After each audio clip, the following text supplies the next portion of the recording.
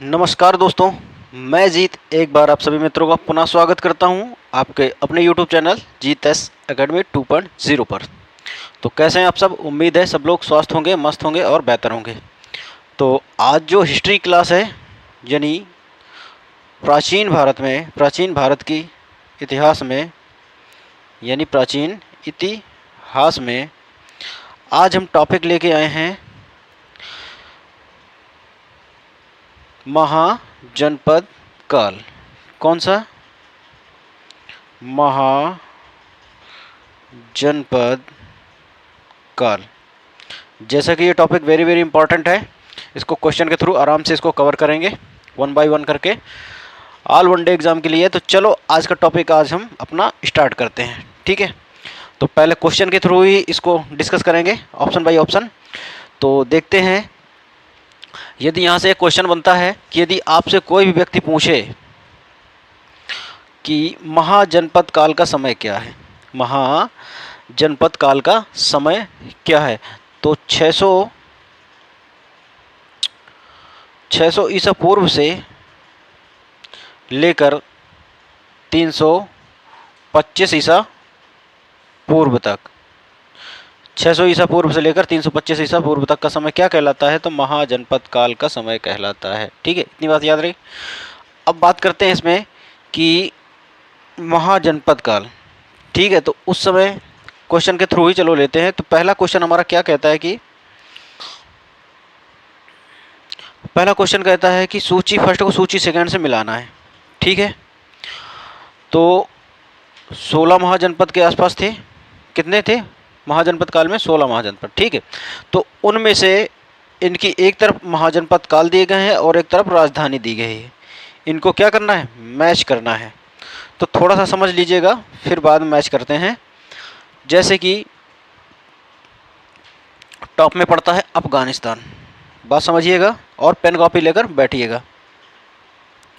अफगानिस्तान, ठीक है। तो अफगानिस्तान में 3 क्षेत्र मिलते थे उस समय वहाँ के। एक तो कंबोज, जिसकी राजधानी क्या थी? तो हाटक। कंबोज की राजधानी क्या थी? हाटक। वहीं यदि दूसरी बात करें तो गांधार, गांधार इसकी राजधानी क्या थी? तो तक्षशिला, ठीक। महाजनपद काल के बाद इसके बाद मौर्य वंश वगैरह पढ़ेंगे, ठीक, बहुत अच्छे से, इत्मीनान से, ठीक है। तो गांधार क्या थी? तक्षशिला, ठीक है। और राजा कौन था गांधार का? तो राजा आम्भिक था, आम्भिक, ठीक है। ये बाद में अभी बात कर लेंगे, ठीक। अभी थोड़ा समझ लीजिए, ठीक। ये एरिया कहाँ के थे? पाकिस्तान के, ठीक है। अब यहाँ पे एक आपने सुना होगा कुरु। कुरु की राजधानी बोली जाए यहाँ पे तो कुरु की हो जाएगी इंद्रप्रस्थ। क्या हो जाएगी? इंद्रप्रस्थ, ठीक है। इंद्रप्रस्थ वर्तमान में इसको क्या कहते हैं? दिल्ली कहते हैं। इंद्रप्रस्थ को क्या कहते हैं? दिल्ली कहते हैं, ठीक है। और ये भैया पहला ही क्वेश्चन आपका डिस्कस हो रहा है, ठीक है। तो अब इसके बाद आता है, यदि क्षेत्र की बात करें तो इंद्रप्रस्थ उस समय कहाँ था? हरियाणा क्षेत्र लगता था इसका, ठीक है। अब यदि बात करें कि राजस्थान में, तो आपने सुना होगा मत्स्य, मत्स्य नरेश सुना है ना? मत्स्य नरेश, यानी मत्स्य की राजधानी क्या थी? तो विराटनगर थी। क्या थी मत्स्य की राजधानी? तो विराटनगर थी, ठीक है। और सूर्यसेन, जो कि यूपी में पड़ता है, सूर्यसेन, इसकी राजधानी क्या थी? तो मथुरा थी। क्या थी राजधानी? मथुरा। किसकी? सूर्यसेन की, ठीक है। यहां तक बातें समझ में आई। अब एक आपने नाम सुना होगा कौशल। कौन सा महाजनपद आया? तो कौशल आया। यदि कौशल की बात करी जाए तो राजधानी क्या थी? तो आपने सुना होगा श्रावस्ती, श्रावस्ती, ओके। ये भी कहाँ पर है? तो ये भी यूपी में ही है। सूर्यसेन यूपी में भी है, यूपी में ही है। कौशल भी यूपी में है। और इसके बाद जो वत्स है आपका, वत्स जनपद, वत्स जनपद, तो ये भी कौशाम्बी में है, जो कि वर्तमान का इस समय इलाहाबाद कहा जा सकता है, अब तो प्रयागराज हो गया। ये भी आपका यूपी में ही पड़ता है। ठीक, अब यदि यहाँ पे कहा जाए क्या मल्ल, क्या कहा जाए, मल्ल, मल्ल महाजनपद की क्या थी राजधानी, तो देवरिया। ठीक, या फिर कुशीनगर कह सकते हैं। ठीक है, अब इसके बाद काशी भी आती है। देखिए मल्ल भी कहाँ पड़ता है भैया, यूपी में ही पड़ता है, यूपी के ही भी चल रहे हैं। काशी भी कहाँ है, तो यूपी में है, जिसकी राजधानी क्या है, बनारस। और यहीं पे यदि पूछा जाए पांचाल, पांचाल नरेश आपने सुना था ना, हाँ, तो पांचाल की बात करें तो पांचाल की है राजधानी अहिछंद। पांचाल की राजधानी क्या है, तो अहिछंद। ये इसको क्या कह सकते हैं, तो काम्पिल भी कह सकते हैं। क्या कह सकते हैं, काम्पिल। ठीक है, अब एक है चेदी महाजनपद। क्या, चेदी महाजनपद, जिसकी है राजधानी शक्तिमती। कौन सी राजधानी, शक्तिमती। ये भी यूपी में ही है। ठीक है, तो मैंने यूपी में बताया कि चेदी हो गई शक्तिमती, जो यूपी में है। पांचाल भी होगा अहिछंद, जो कि यूपी में है। काशी बनारस, ये भी अहिछंद में। मल्ल देवरिया, ये भी अहिछंद, मल्ल देवरिया ये भी यूपी में है। और यदि बात करें वत्स कौशाम्बी, जिसकी राजधानी है, ये भी यूपी में है। और कौशल श्रावस्ती, ये भी कहाँ पे है, यूपी में। यानी यूपी की, और सूरसेन मथुरा, ये भी है कि आपका यूपी में ही पड़ता है। ठीक है, तो यूपी में बोले तो कितने, 16 महाजनपदों में कितने महाजनपद हैं, तो यूपी में आपके 7 महाजनपद हैं। 7 महाजनपद कहाँ पर है, तो यूपी में है। ठीक, अब एक आता है वज्जी महाजनपद, जिसकी वैशाली है।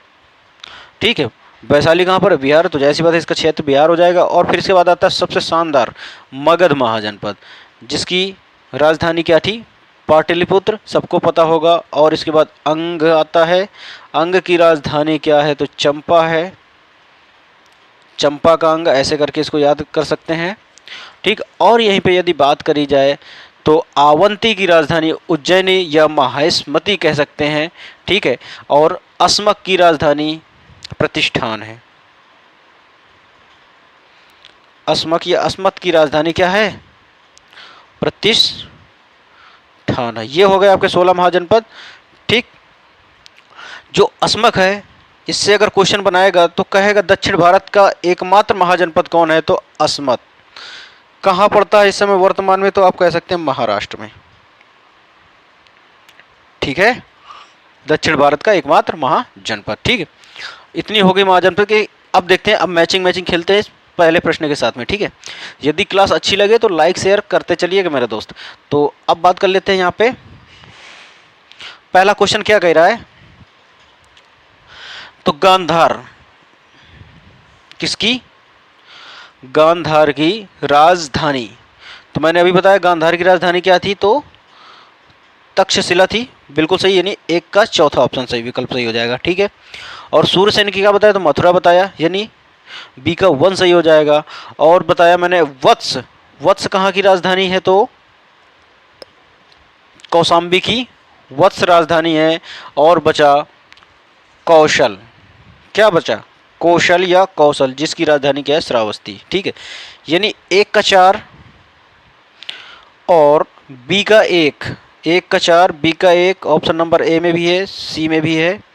तो और देखते हैं, ट्राई करते हैं, तो सी का क्या है, 2, सी का 2, यानी ऑप्शन नंबर ए आपका राइट हो जाएगा।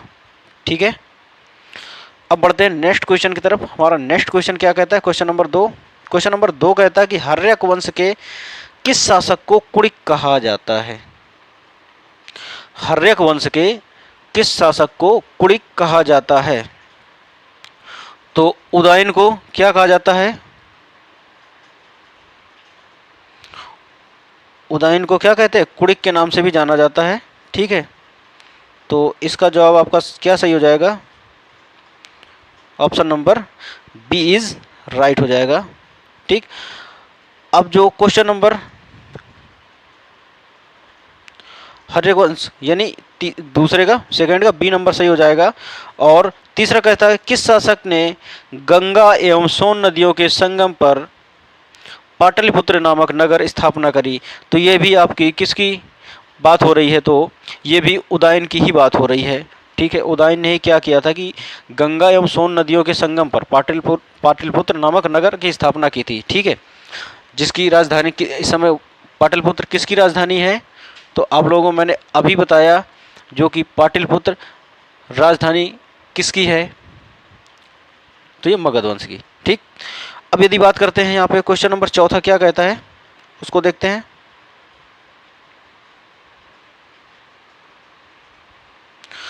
क्वेश्चन नंबर चौथा क्या कह रहा है कि शिशुनाग वंश का वह कौन सा शासक था जिसके समय में वैशाली के द्वितीय बौद्ध संगीति का आयोजन किया गया था।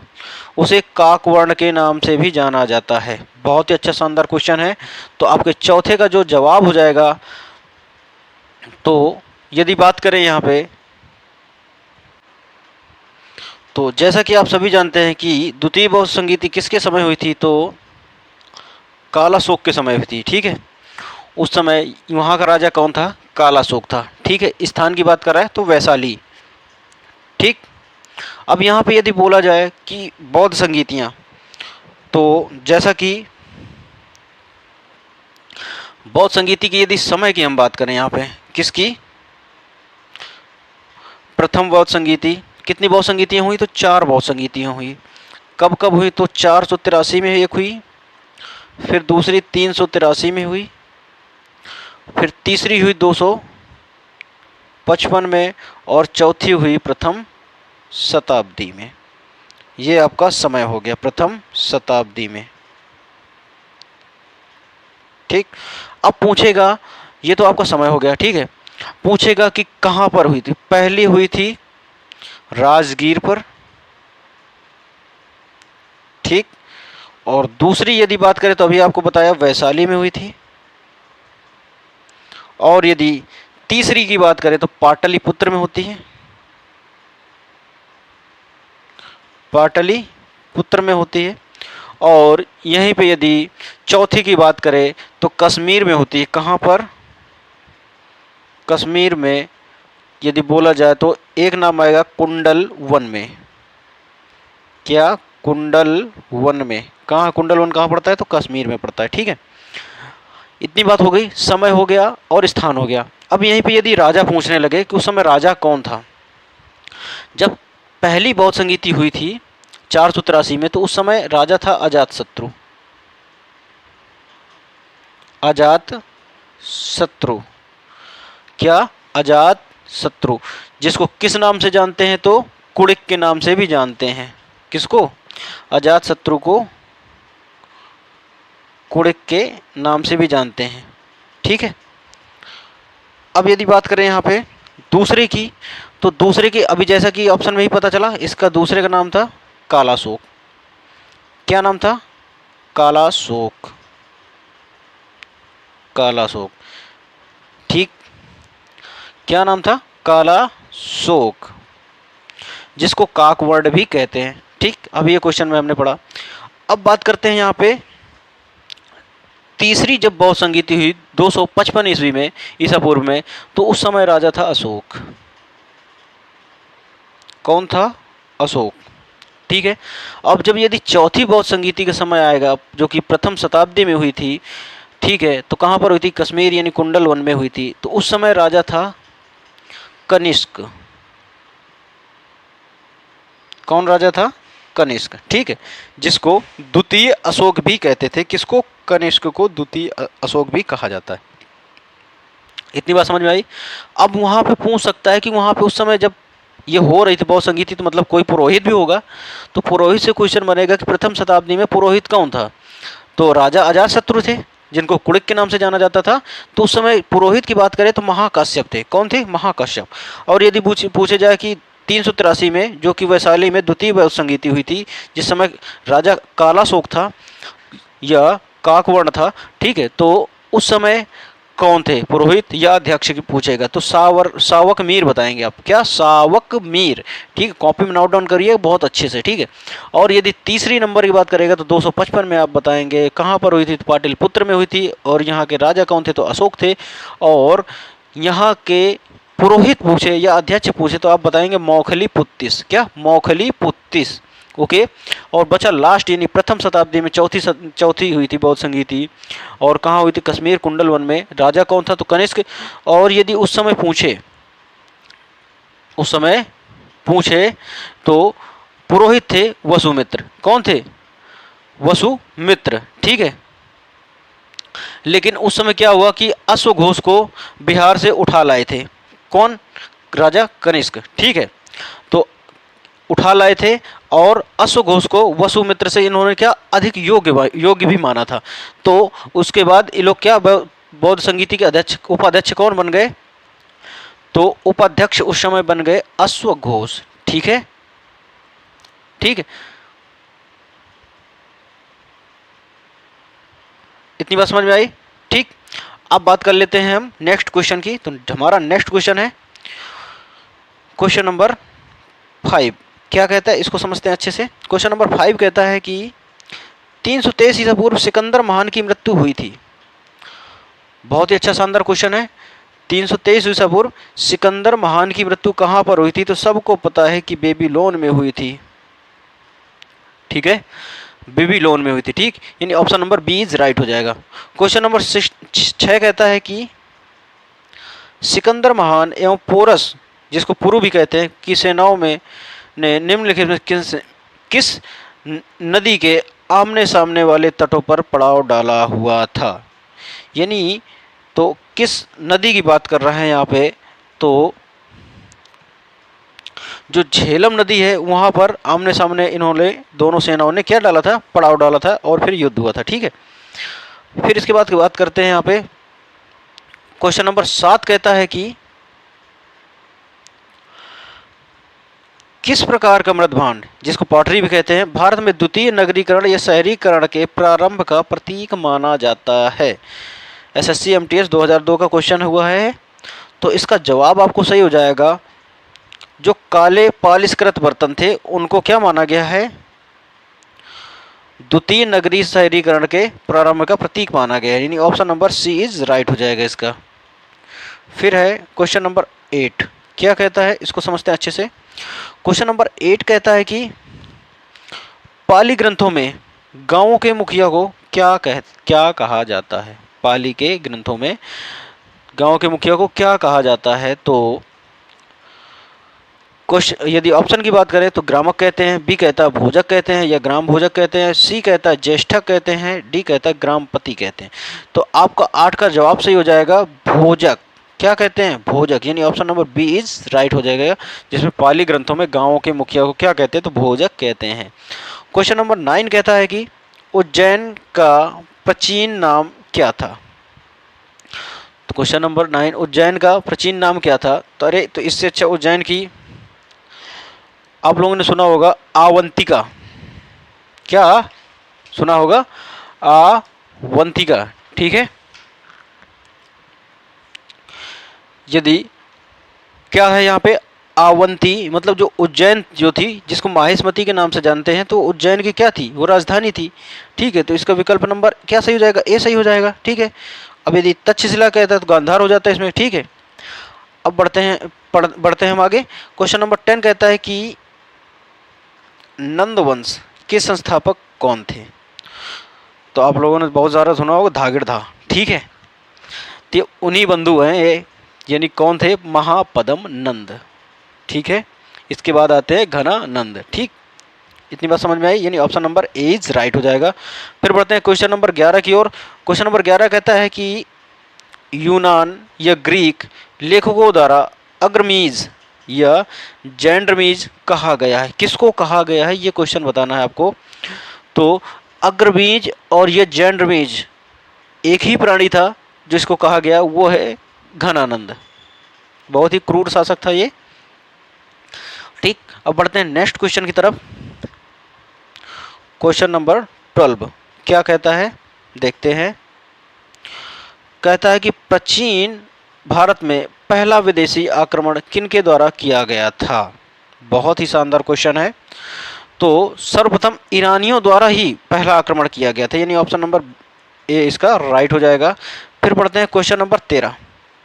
13 कहता है कि 13 नंबर कहता है कि प्राचीन भारत में दूसरा विदेशी आक्रमण एवं पहला यूरोपियन आक्रमण किसके द्वारा किया गया था। तो पहला किन्होंने किया था, प्राचीन भारत में पहला विदेशी आक्रमण तो ईरानियों ने किया था।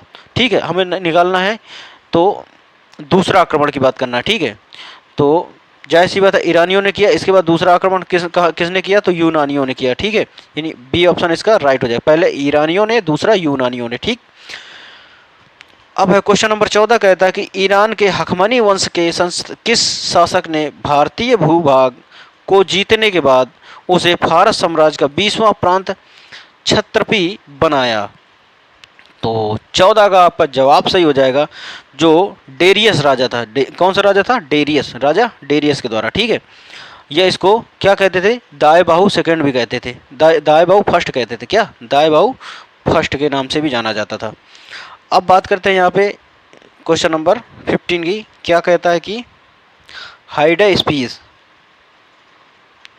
क्या कह रहा है कि हाइडे स्पीस या हाइडे स्पेस या वितस्ता नदी किनारे युद्ध हुआ था, जो आधुनिक नाम झेलम था जिस नदी का। ठीक है, और उसका युद्ध 326 बीसी में किन शासकों के बीच हुआ था।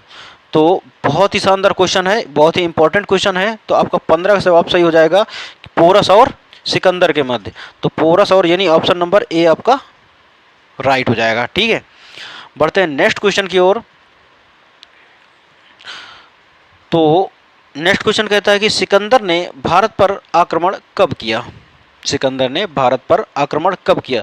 तो ये क्वेश्चन अभी हो चुका है आपका, तो इसका जवाब हो जाएगा 326 ईसा पूर्व सिकंदर ने भारत पर आक्रमण किया था। ठीक है, यानी विकल्प नंबर आपका कौन सा सही हो जाएगा, तो option number A is right हो जाएगा। क्वेश्चन नंबर 17 बहुत ही अच्छा है, इसको मिलान करना है, मैचिंग इसके साथ खेलना है। तो चलो खेलते हैं। कहता है एक तरफ शासक दिए हुए है, दूसरी तरफ वंश दिए हुए है। ठीक, एक तरफ शासक है, दूसरी तरफ वंश है।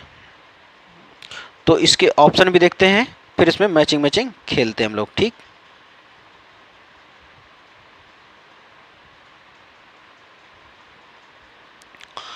तो चलो, आपको पता होना चाहिए कि जो बिंबिसार है तो किस वंश का शासक है, तो हर्यक वंश का शासक है, यानी एक का एक सही हो जाएगा। यहाँ पे फिर एक बी का क्या सही होगा, कालाशोक, तो ये शिशुनाग वंश का है, यानी बी का 2 भी सही हो जाएगा। ठीक है, अब यदि बात करें महापद्मनंद किस वंश का शासक है, तो नंद वंश का शासक है। ठीक है, और बिंदुसार किस वंश का शासक है, तो मौर्य वंश का शासक है। आपके लिए इंपॉर्टेंट वाली बात बता दें कि ये बिंबिसार है और ये बिंदुसार है, इनसे ही क्वेश्चन अक्सर पूछा जाता है। ठीक है, क्योंकि बिंबिसार किस वंश के हैं, तो हर्यक वंश के हैं, और यदि बिंदुसार का है तो नंद वंश के हैं। तो ये थोड़ा सा दिमाग में रखने वाली बात है। ठीक है, तो यदि विकल्प की बात करें तो आपका विकल्प सही हो जाएगा 1 2 4 3, 1 2 4 3, यानी विकल्प नंबर आपका बी इज राइट हो जाएगा। ठीक, बी फॉर बॉल। अब बढ़ते हैं नेक्स्ट क्वेश्चन की तरफ। क्वेश्चन नंबर 18 क्या कहता है, देखते हैं। क्वेश्चन नंबर 18 कहता है कि इसमें भी मिलान ही करना है हम लोगों को। तो चलो मिलान करते हैं 18 को। कहता है कि मगध, तो आधुनिक क्षेत्र की बात कर रहा है, तो अब के समय में कहाँ है, तो जैसी बात है पटना में है। ठीक है, तो बिल्कुल सही बात है, यानी एक का एक सही हो जाएगा। वत्स की क्या थी, कौशाम्बी, जो वर्तमान में इलाहाबाद है, तो यानी 2 का 2 सही हो जाएगा, यानी बी का 2 सही हो जाएगा। और यदि बात करेंगे यहाँ पे कौशल, क्या कौशल, कौशल की राजधानी क्या थी, तो श्रावस्ती थी, जो कि अब अवध तरफ के एरिया के से मैच करता है। और यदि आवंती की बात करें, किसकी, आवंती की, तो जायज़ सी बात है ये मालवा का क्षेत्र बोला जाता है। ठीक है, जिसको अवंती को। ठीक है, इतनी बात समझ में आई। बढ़ते हैं अब नेक्स्ट क्वेश्चन की तरफ। ठीक है, यानी इसकी विकल्प की बात कर लें तो आपका 1 2 3 4 यानी विकल्प नंबर ए आपका क्या हो जाएगा, राइट हो जाएगा। पढ़ते हैं क्वेश्चन नंबर 90, यानी क्वेश्चन नंबर 19 क्या कहता है कि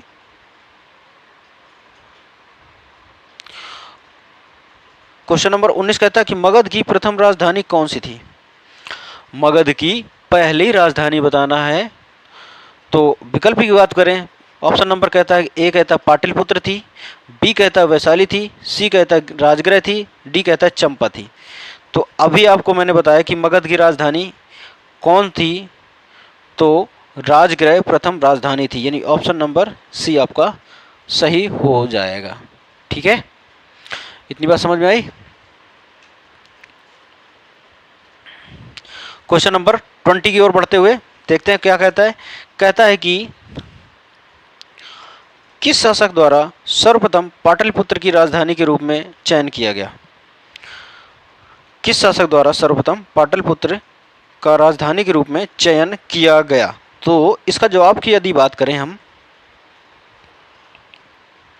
ऑप्शन की बात करें तो ऑप्शन नंबर ए कहता है अजात शत्रु को, बी कहता है कालाशोक को, सी कहता है उदयन को, डी कहता है कनिष्क को।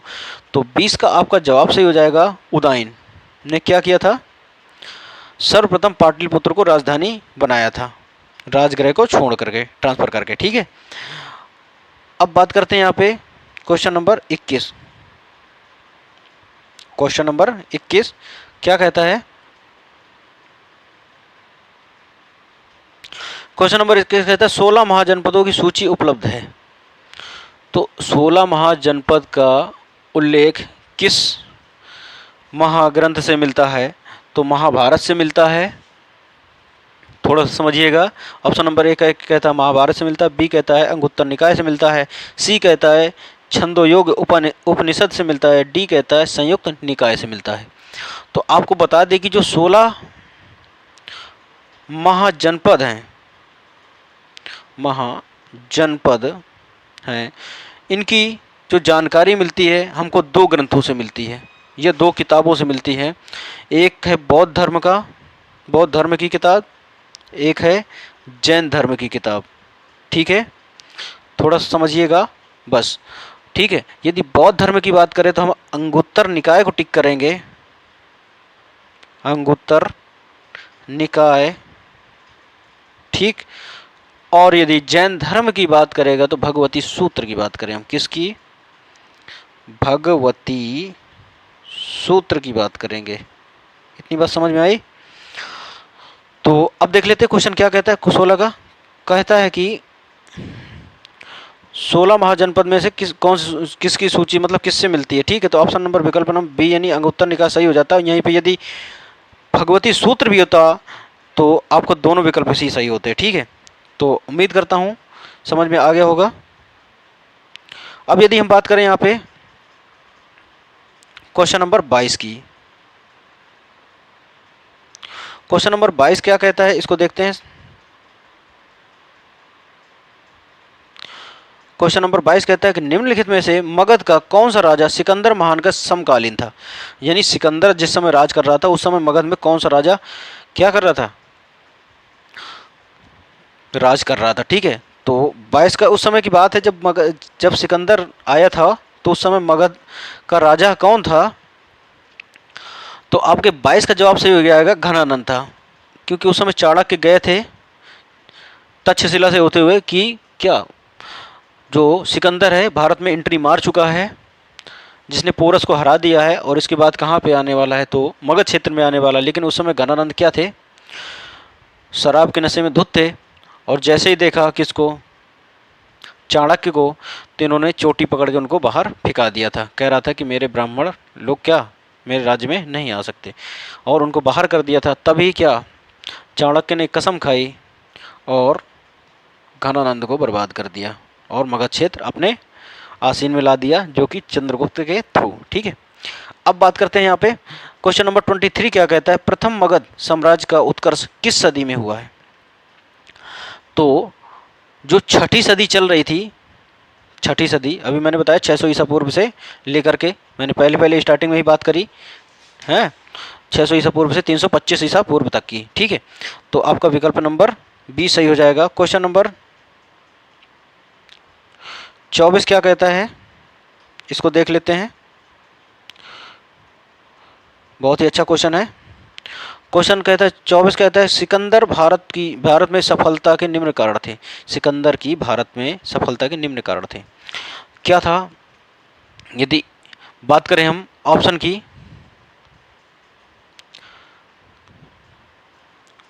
तो भारत में तब कोई केंद्रीय सत्ता नहीं थी। बिल्कुल सही बात है, सब पूरे हुए बिखरे हुए थे, कोई किसी को मतलब नहीं था, 16 महाजनपद थे।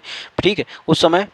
अब यदि बात करें उसकी सेना श्रेष्ठ प्रकार की थी, बिल्कुल सही थी, सिकंदर महान ही महान था क्योंकि उसने बहुत सारे देशों को जीता था। ठीक, अब बात करें तीसरा कहता है कि उसे देशद्रोही भारतीय शासकों का सहयोग मिला, तो बिल्कुल सही बात है ये भी, यानी इनको कट नहीं करना है, यानी ये सही बात है। ठीक है, और वह एक अच्छा प्रशासक था, तो ये अच्छा प्रशासक तो नहीं था क्योंकि ये सेना का ज़्यादा ख्याल नहीं रखता था। तो यानी बात करें यहाँ पे विकल्प की, तो 1 2 3 सही हो जाएगा, जो कि आपका 24 का जो विकल्प है,